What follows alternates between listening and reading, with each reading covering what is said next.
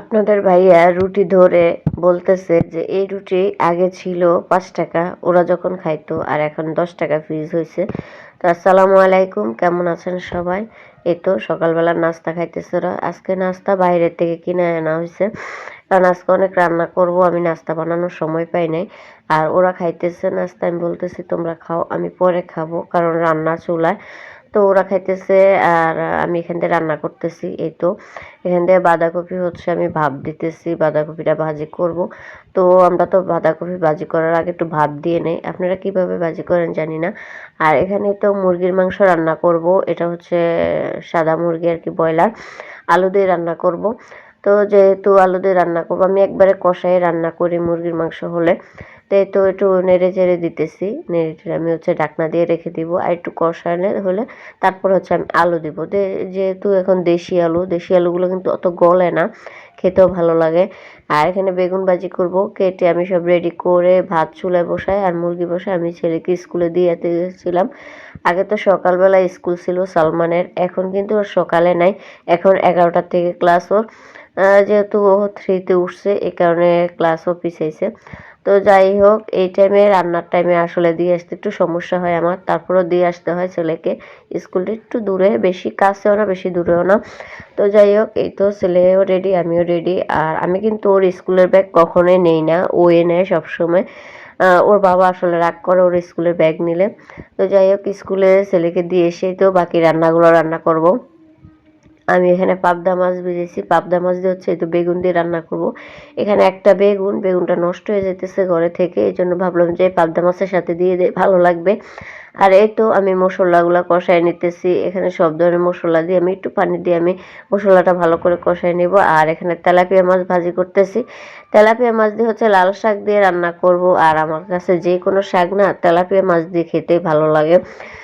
আর এখানে তো বেগুনের সাথে একটা টমেটো দিয়ে দিলাম। তো টমেটো আর বেগুনটা একটু কষাই আমি হচ্ছে মাছগুলো দিয়ে দিলাম। আর এই তরকারিটা আমি রাতে দিব, এটা এখন ভালো করে বেশি একটা রান্না করব না, তুলে রাখবো। আর এই তো বেগুন ভাজি করতেছি, বেগুন ভাজি কিন্তু একদম আগুন কমে তারপরে রান্না করতে হয়। আর এই তো লাল শাক দিয়ে দিলাম, লাল শাক দিয়ে আমি এখন হচ্ছে নাড়াচাড়া করে দিব। লাল শাক কিন্তু অনেকগুলা, কিন্তু রান্না করলে অনেক কমে যায়। তো যাই হোক, এই তো ভালো করে নেড়ে দিতেছি আর একটু পানি দিব, যেহেতু এটা থেকে ঝোল বের হয়েছে। আমি বেশি ঝোল দিব না, শাকে বেশি ঝোল দেওয়া লাগে না। এই তো ঢাকনা দিয়ে রেখে আমি পরবর্তীতে মাছ দিয়ে দিলাম, মাছ দিয়ে তো ধনিয়া পাতা দিয়ে দিলাম। ধনিয়া পাতা দিলে কালারটা অনেক সুন্দর হয় তরকারির। তো যাই হোক, আমার কিন্তু লাল শাকও রান্না হয়ে গেছে। আসলে তাড়াহুড়া করে রান্না করলে একদিক দিয়ে কাটাকুটা করে আরেক দিক দিয়ে রান্না করলে তাড়াতাড়ি হয়ে যায়। তো যাই হোক, এখানে আবার বেগুন ভাজি করতেছি, বেগুন ভাজি দিয়ে আসলে 1 প্লেট ভাত খাওয়া যায়, অনেক মজা লাগে বেগুন ভাজিটা। আবার কিন্তু এখানে লাউ রান্না করতেছি, লাউ দিয়ে আজকে টাকি মাছ দিয়ে রান্না করব। টাকি মাছ দিয়ে আমি কখনো রান্না করি নাই লাউ, খেতে কিন্তু অনেক ভালোই লাগছে। তো যাই হোক, লাউয়ের সাথে একটা টমেটো দিয়ে ভালো করে নেড়ে আমি ঢাকনা দিয়ে রেখে দিচ্ছি। আর এই তো টাকি মাছগুলো কিন্তু আগে একটু আমি হলুদ লবণ দিয়ে কষায় নিচ্ছি, কষায় এখন ভালো করে খুঁটে এই তো দিয়ে দিচ্ছি আমি সাথে লাউয়ের সাথে। আর এভাবে রান্না করলে কিন্তু লাউ খেতে অনেক মজা লাগে। তা আমি এখান থেকে বাগার দিয়ে নিতেছি, আর একটা পাতিলে নিয়ে নিব বাগার দিয়ে। আর লাউ পরে বাগার দিলে বেশি ভালো লাগে, প্রথমে কিন্তু বাগার দিয়ে বসালে ভালো লাগে না তেমন। তো এই তো বাগার দেওয়া হয়ে গেছে, এটা কিন্তু আরেকটু সিদ্ধ হবে, আমি ঢাকনা দিয়ে আরও কিছুক্ষণ রেখে দিব।